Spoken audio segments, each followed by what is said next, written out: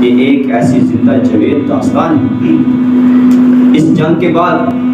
جب علماء قتل عام کرنا شروع کر دیا، مولانا جعفر تھانیسوی لکھتے ہیں، مولانا جعفر تھانیسوی کہتے ہیں کہ میں اور میرے ساتھ مولانا یحییٰ علی اور اسی طرح مولانا مملوک علی، ہم کو امبالہ سے گرفتار کر کے، ہاتھوں میں ہمارے ہتھکڑیاں تھیں، پیروں میں بیڑیاں تھیں، ہمیں گرفتار کر کے امبالہ سے لاہور کوٹ لکھپت جیل میں منتقل کیا گیا اور ہمیں پیدل چلایا گیا۔ اور جب ہم وہ جیل میں پہنچے، ہمارے ہاتھوں میں ہتھکڑیاں تھیں، ہمارے پاؤں میں بیڑیاں تھیں، ہم خون سے لت پت بیٹھے، ہمارے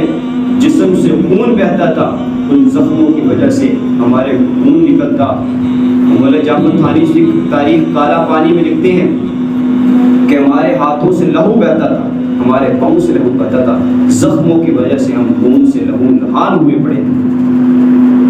وہ کہتے ہیں کہ ہمیں ایک مال گاڑی کے ڈبے میں بند کر دیا گیا، 3 مہینے تک ہمیں اس ڈبے میں رکھا گیا،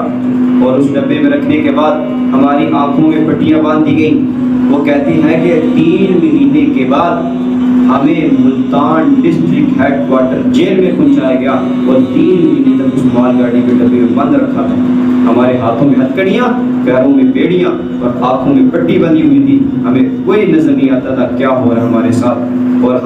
ہمارے ساتھ جب ہم ملتان جیل میں پہنچے تو ہم نے یہ آرڈر سنا، ہمارے خلاف جو وارنٹ جاری ہوئے یہ تھے کہ صبح تک تمہیں پھانسی دی جائے گی۔ اور مولانا جعفر تھانیسوی لکھتے ہیں، اور مولانا یحییٰ علی اور اسی طرح مولانا مملوک علی اور دیگر علماء جو ان کے ساتھ تھے، وہ کہتے ہیں ہم خوشی منانے لگے، خوشی اس بات کی کہ ہم ان زخموں سے نجات مل جائے گی، ہمیں صبح پھانسی ہو جائے گی، ہم رسول اللہ کا دیدار کریں گے، ہم اس دنیا سے چلے جائیں گے، ان زخموں سے نجات مل جائے گی۔ اور انگریز جج نے دیکھا، اور انگریز جج نے کہا کہ مولوی تم کیوں خوش ہوتے ہیں؟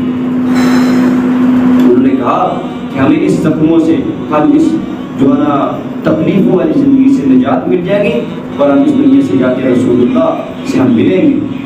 اس انگریز کو یہ بات ناپسند آئی کہ یہ مولوی خوش ہو رہے ہیں۔ انہوں نے جو پھانسی کے آرڈر تھے، وارنٹ جاری ہوئے، اس کو ختم کر دیا اور 14 سال کی سزا کالا جزیرہ کالا پانی میں پہنچا دی۔ 14 سال کی انہوں نے سزا کاٹی۔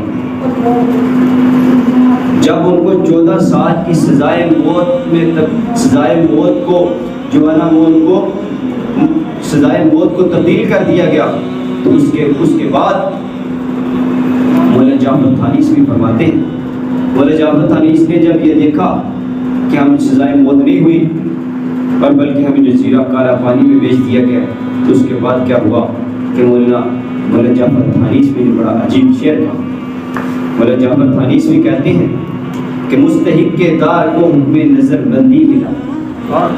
مستحق کے دار کو حکم نظر بندی ملا،